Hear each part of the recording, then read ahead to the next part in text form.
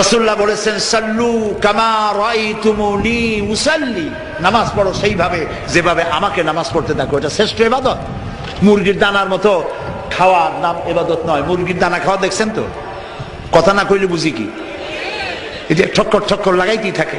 সেজদা একটা দিয়া আরেকটা দেওয়ার জন্য মোটেও সময় নেই। আরেকটা রুকু দিয়া দাঁড়াবার আগেই সেজদা, সেজদা শেষ হওয়ার আগে আরেকটা সেজদা। নামাজ হয় নাই। তাদিলে আরকান করা, তাদিল মানে বরাবর করা। যতটা সময় রুকুতে ততটা সময় কিয়ামে, যতটা এক সেজদায় ততটা দুই সেজদার মাঝখানে। এটা করতে পারলাম না, নামাজ রসুলের মতো হইল না। আপনার নামাজ হবে না আমি তা বললাম না, আল্লাহ খুব ভালো জানেন নামাজ হবে কিনা। কথা বুঝে আসতেছে? এই নামাজের উপরে চট্টগ্রাম তাফসীরুল কোরআন মাহফিলে প্রায় 2 ঘন্টা নামাজের উপরে আলোচনা করেছিলাম। আলহামদুলিল্লাহ, লোকেরা প্রাণ ভরে শুনেছে। আবার যদি এখানে শোনাবার সুযোগ হয় শোনাবো। এই ব্যাপারে একটি কিতাব আছে, নাম বলবো? বর্তমান বিশ্বের শ্রেষ্ঠ হাদিস বিশারদ আল্লামা নাসিরউদ্দিন আলবানী রহমতুল্লাহ আলাইহি, তার লেখা সালাতুর রসুল, রসুল্লাহর নামাজ একটি বই আছে। এই বইটি আমি পড়ার জন্য সকলকে অনুরোধ করি। সহিহ হাদিস দিয়ে বইটি লেখা।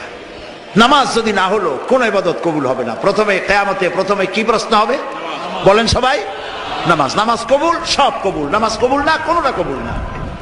প্রিয় ভাই সব, আল্লাহর নবী বলেছেন লা দীনা লিমান লা সালাতা লাহু, যার কাছে নামাজ নাই তার কাছে দ্বীন নাই। আল্লাহ রাসূল বলেছেন মান তারাকা সালাতান ফাকাদ কাফারা, মান তারাকা সালাতান মুতাআম্মিদান ফাকাদ কাফারা। ইচ্ছে করে নামাজ ছেড়ে দিল, কাফের হয়ে গেল। আপনি মসজিদে গেলেন, মসজিদে গিয়ে দাঁড়ানোর নিয়মটা বাংলাদেশের 99% মসজিদে দাঁড়ানোটা হয় না।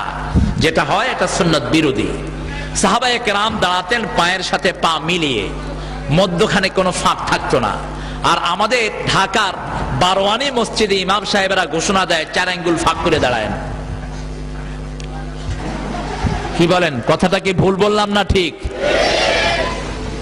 তো এই যে পা ফাঁক করে দাঁড়ানোটা হলো বেদাত, আর পা মিলিয়ে দাঁড়ানোটা হলো সুন্নাত।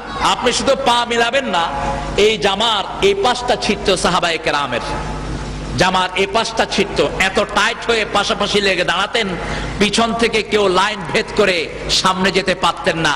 এইভাবে যেন আমরা দাঁড়াতে পারলে আল্লাহ তৌফিক দান করুক। হাদিসে এসেছে কাব বিল কাব, কাতিফ বিল কাতিফ, টাকনুর সাথে গোড়ালির সাথে গোড়ালি, আর কাদের সাথে কাঁধ। এইভাবে আপনি নামাজে দাঁড়াবেন। নামাজে দাঁড়িয়েই আপনি সানা পড়বেন। অনেকগুলো সানা বিশ্বনবী সাল্লাল্লাহু আলাইহি ওয়াসাল্লাম পড়তেন।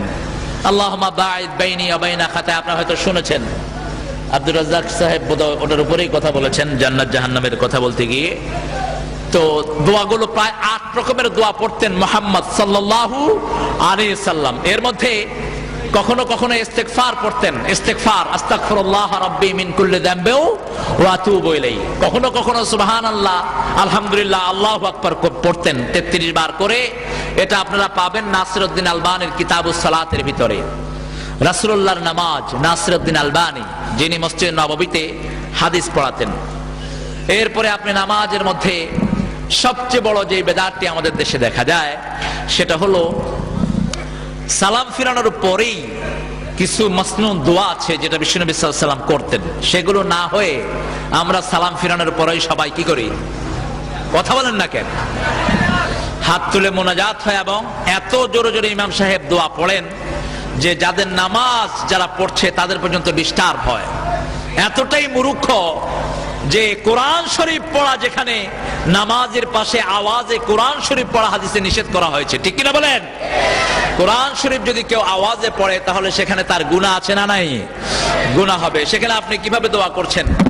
বরং সালাম ফিরানোর আগে যে দোয়াগুলো, এই দোয়াগুলো অধিকাংশ জায়গাতে পড়া হয় না। এরপরে আপনি দেখবেন নিয়তটা বেঁধেই সূরা ফাতিহা শুরু করা হয়, আল্লাহু আকবার, আলহামদুলিল্লাহি রাব্বিল আলামিন। তার মানে সানা বোধহয় বাড়িতে পড়ে আসছে, সানা মসজিদে আর দরকার নেই। এ হলো অধিকাংশ জায়গার অবস্থা। তো আমরা পার্সোনালি যে সমস্ত জায়গাতে সুন্নতের নামাজ নেই, সল্লু কামা রাআইতুমুনি উসাল্লি, এগুলোতে আমরা রেগুলার নামাজ পড়বো না।